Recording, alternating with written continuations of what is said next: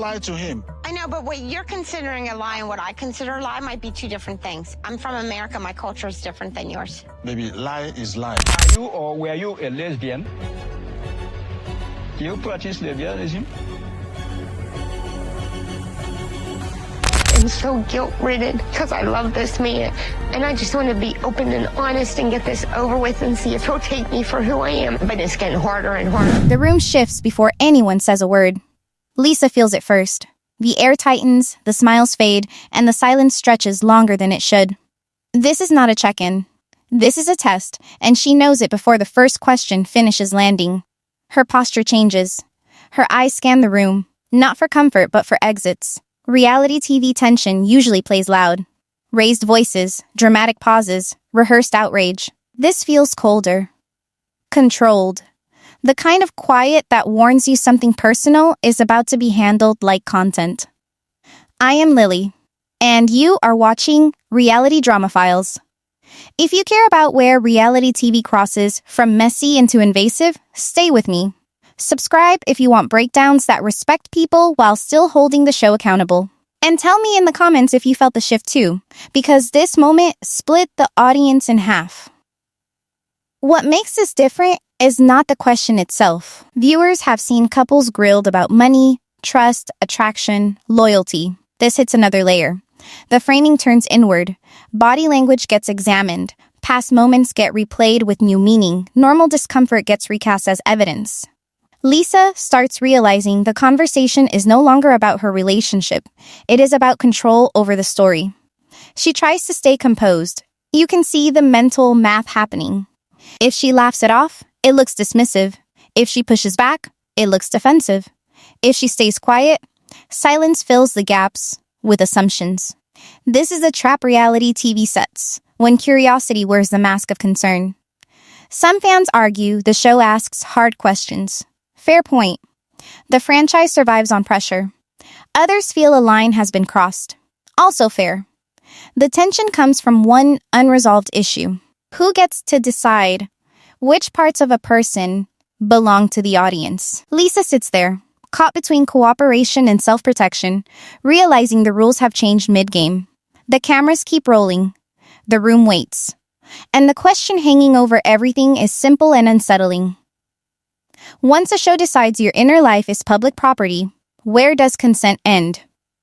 To understand why this moment lands so hard, rewind to what viewers expect from a relationship check-in on this franchise. Usually it starts warm. A host eases in. There is small talk. Couples recap the last blow-up. Voices rise. Someone cries. Someone storms off. The rhythm is familiar and almost comforting in its chaos. This room does not move like that. The tone stays flat. Questions arrive one by one, spaced out, with no softener at the front. No jokes, no shared laughs. Lisa answers, then waits.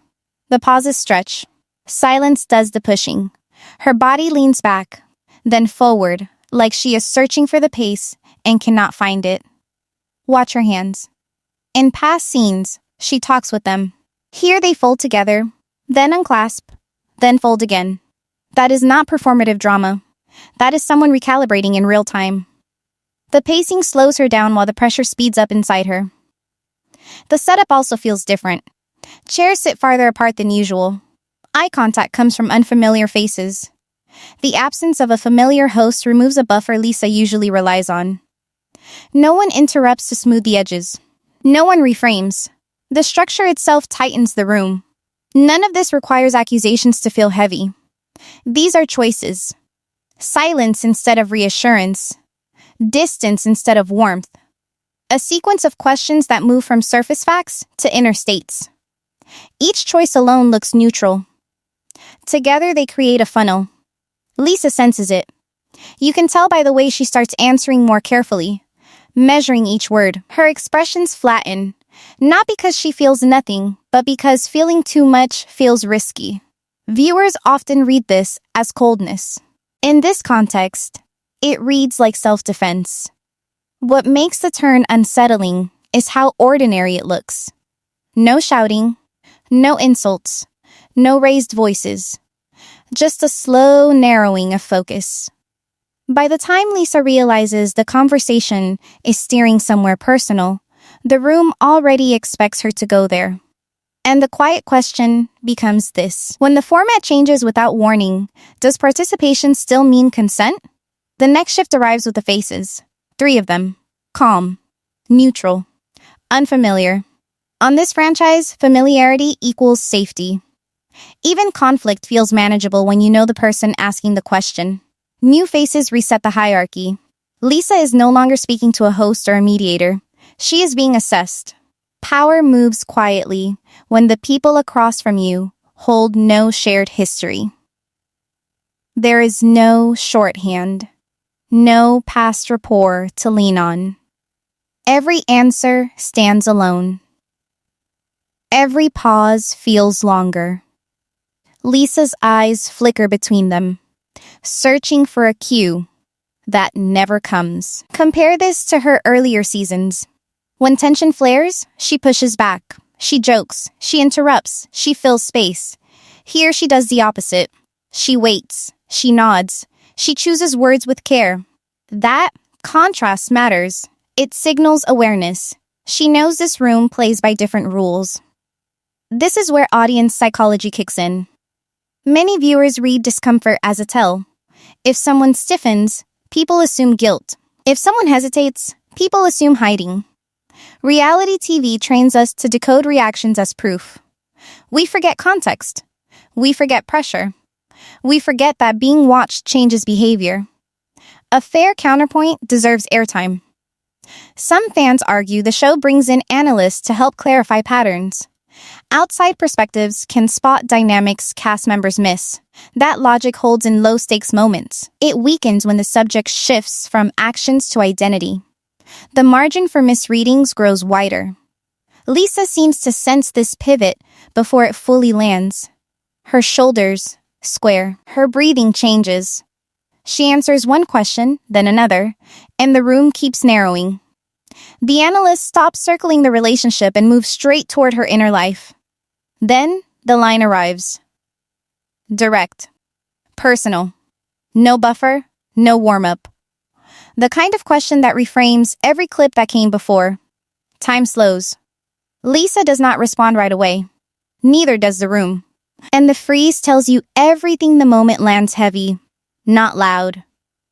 There is no gasp, no music swell. Just a pause so long it starts to feel physical. Lisa blinks once, then again, as if her brain needs time to catch up to what her ears heard. The silence does the work. Everyone waits. The cameras wait. Expectation fills the gap. Questions about marriage usually sit outside a person. Love, trust, money, attraction. Those are shared spaces. Questions about identity hit the core. They ask someone to define themselves on demand, under lights, with millions watching later. That weight changes posture. It tightens the jaw. It slows speech. Lisa does not look angry at first. She looks careful. This is where empathy matters. Feeling unsettled does not mean someone hides a secret.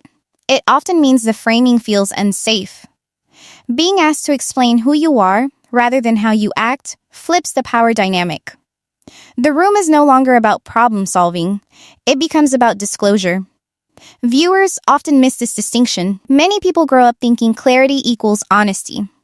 If someone hesitates, audiences fill the silence with suspicion. In reality TV, hesitation often signals calculation.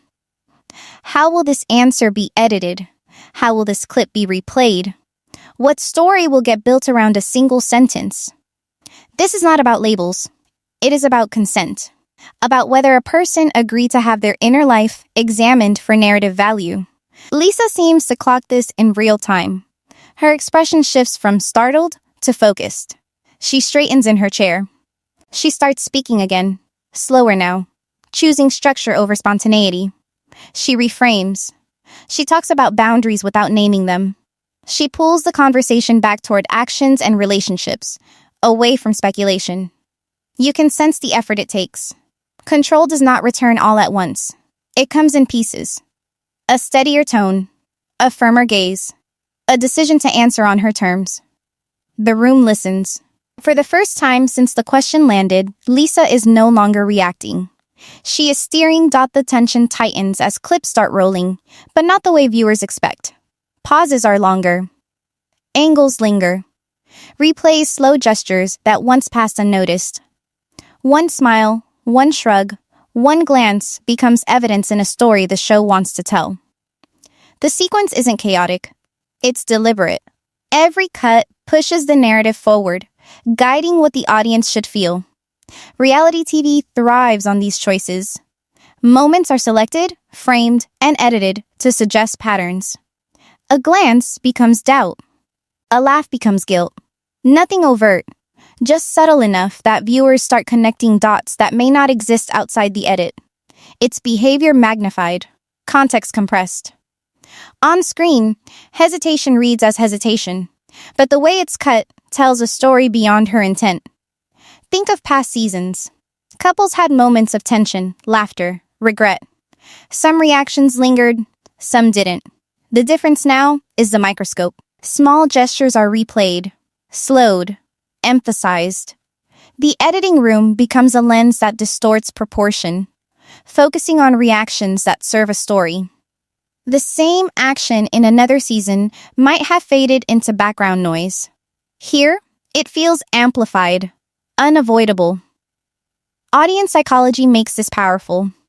Viewers see patterns. They try to predict motives. They assign guilt, intent, or doubt to expressions that might mean nothing. Lisa is aware of this, which adds pressure. Every pause, every careful word, carries the weight of how it will be interpreted and replayed. She navigates a minefield she cannot fully see. The tension rises not from shouting or confrontation, but from the careful orchestration. Her responses are precise, measured, but the clips keep layering, building the narrative before she can step out. Viewers sense the trap. The suspense doesn't just exist on screen, it lives in the anticipation of what the next angle or replay will suggest. Then, producers step in. They justify the choices quietly, framing the sequence as clarity for the audience.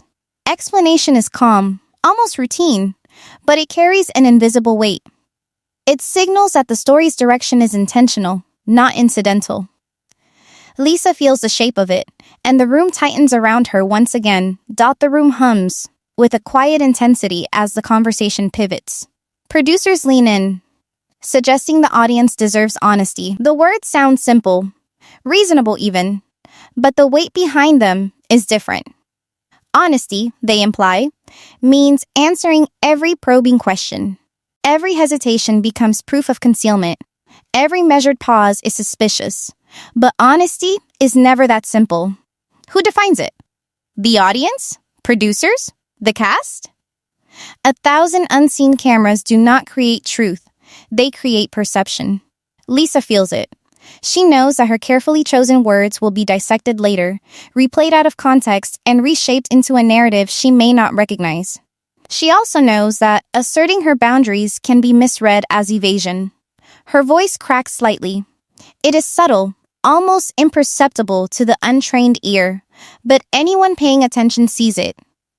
There's tension in her tone, a slight tremor that signals the emotional weight of the moment. Yet, it is not melodrama.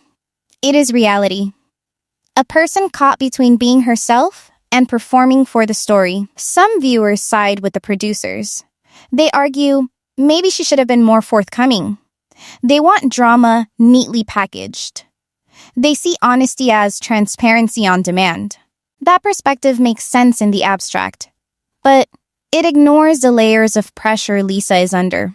The cameras, the unfamiliar analysts, the edits, the anticipation of millions watching. The longer this argument stretches, the tighter the room feels. Lisa's composure, though impressive, is tested. She has reached a point where the only choice left is action rather than words. Without raising her voice, without spectacle, she makes a decision. She straightens her shoulders, stands, and shifts the balance in the room. Control is no longer suggested. It is claimed. The energy in the room changes as Lisa stands. The pressure is high, but the pace slows. Time stretches as she gathers her words, not to explain, but to set limits. Every syllable becomes a marker, a boundary carefully drawn between what she will discuss and what she won't. The silence after her previous answers now amplifies each new statement. She speaks with clarity, not anger. Her words aren't deflection. They are measured boundaries. She reframes the conversation on her terms, emphasizing the relationship, the marriage, the commitments that actually matter, rather than the analysis the producers are pressing for. The tension eases slightly, but it doesn't disappear. The room respects the boundary, yet the unseen stakes remain. Walking away from the conversation is a move that can be read in many ways. To some viewers, it signals empowerment, a refusal to let manipulation dictate her narrative. To others, it looks like avoidance or guilt. Reality TV thrives on these interpretations. Every action is amplified, and every reaction is curated. Psychology explains why. Audiences naturally assign meaning to visible choices, often ignoring internal reasoning entirely. Lisa understands this. She knows that the cameras continue rolling, that her decision will become part of the story. But asserting her control is still a form of power. The room may try to steer the narrative, but she is no longer a passive participant. She has claimed agency, even as the stakes rise. And yet, the microphones stay live. Every whispered word, every breath, every subtle shift in tone is being recorded, preserved, and will later be dissected for the story the producers want to tell. The tension is far from over. The room empties slowly, but the weight lingers. Lisa's movement out of the chair leaves a subtle vacuum, the kind reality TV thrives on. The cast reacts quietly, some glancing at each other, some staring straight ahead, unsure how to process what just happened. On social media, clips ignite immediately. Fans debate. Some defend her, some critique her. Some rewatch every pause, looking for hidden meaning. Silence and speculation collide, and the tension doesn't dissipate, it multiplies. Ambiguity fuels this. When a scene refuses neat closure, viewers fill the gaps themselves. Every hesitated glance, every careful word, becomes a thread they can tug, creating drama that lasts far longer than a simple explanation ever could. That's why moments like these stick in memory and online conversation longer than plot resolutions. Reality TV thrives in the space between knowing and guessing. Call back to the first signs of tension: the cold air, the absence of the familiar host, the quiet narrowing of the room. Those early clues now read differently. Each choice, each pause, each subtle prod from the analysts contributed to the pressure that made this moment so charged. The narrative was set quietly, invisibly, before the explosive question ever landed. A small, almost imperceptible chuckle breaks the tension momentarily. It comes from the absurdity of watching someone try to measure everything she says while every angle is being recorded, slowed down, and edited to suggest drama. Humor, even subtle, reminds viewers that this is reality TV. It's messy. It's performative. It's calculated chaos, framed as spontaneity. And yet the question remains: when the cameras capture boundaries as controversy, who truly controls the story in the long run? Stepping back, the moment with Lisa highlights a pattern in reality TV that viewers may not always see. The cameras, the edits, the questions, they aren't neutral. They guide attention, shape emotion, and craft a story that may not match real-life intentions. It's not about right or wrong. It's about understanding the mechanics behind what feels shocking or raw. This episode shows how power works behind the lens. Familiar faces and routines create comfort, but remove that familiarity and the pressure amplifies. Selective clips and strategic pauses turn everyday behavior into evidence. Moments that would be minor in normal conversation become major plot points on screen.